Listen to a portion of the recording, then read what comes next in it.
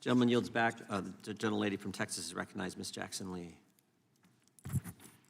I thank the chairman very much. Just to my good friend who just spoke, I was at the border 2 days, I think, before the delegation went.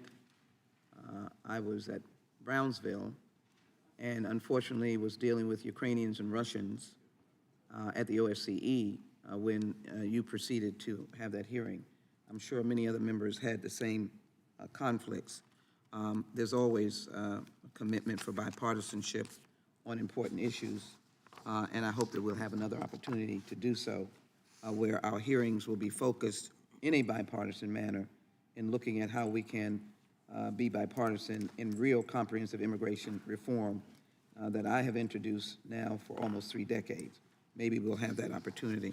But I rise now to support the Nadler amendment and really question the necessity of the stark changes that have been made by my friends on the other side of the aisle, because the Nadler amendment is the oversight plan that did not stifle former Chairman Sensenbrenner. It did not stifle former Chairman Goodlatte. It frankly was an embracing document that gave us all the tools that we actually needed. In fact, in that document, there is a language about reducing crime. And it doesn't highlight urban or rural. It says crime, which would mean crime in America. My colleague from Tennessee is correct. Crime in America is systemic in many instances, and it is also the fruit of symptoms of poverty, discrimination, isolation, mental health, and there are many issues that if we look broadly at, we could actually confront in a bipartisan manner. I don't see in my friend's oversight document specific language that says abuses of power by the Trump administration. And the list and litany is enormous. I mean, it is unceasing. And it's even unceasing now in the aftermath of the administration's ending. The discoveries of abuse of power are just beyond even comprehension.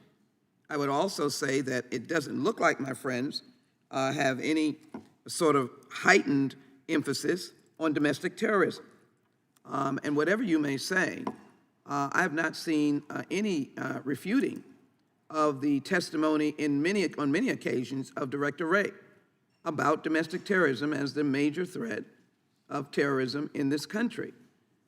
I, for one, see it starkly against communities that I represent, which will include the families in Buffalo, who we saw just a few weeks ago in utter pain at the trial of the perpetrator, Mother Emanuel, El Paso, with respect to the Walmart horrible situation against Hispanics, Asian Pacific threats that are going on. Members of the Democratic caucus who happen to be Asian Pacific have received horrible threats over these last couple of years, anti-Semitism. And so I'm asking, why do we have in this document and not accept the Nadler substitute where you're suggesting politicized enforcement of voting laws?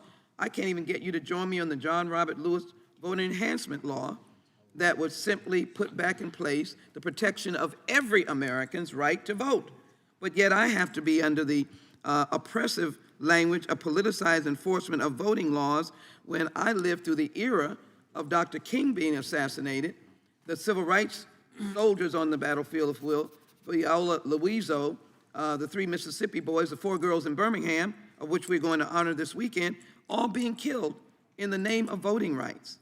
But yet I'm going to be subjected to this, and I'm going to be subjected to, you have to understand, the language that says that the FBI is biased is already a statement of fact from your perspective that we're looking not at the FBI and its procedures, but we're looking at it because it is biased.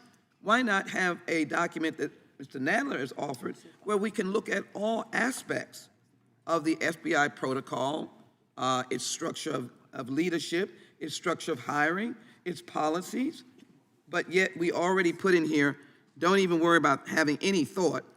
Let's make sure we know that they're biased and let's make sure that there's a misuse of counterterrorism resources when communities like mine are subjected to the terrors of domestic, of white supremacy and all kinds of bias against groups that are different. If we had Mr. Nadler's amendment, we could fairly look at all of your issues, and we could take my issues, or when I say my issues, global issues, Mr.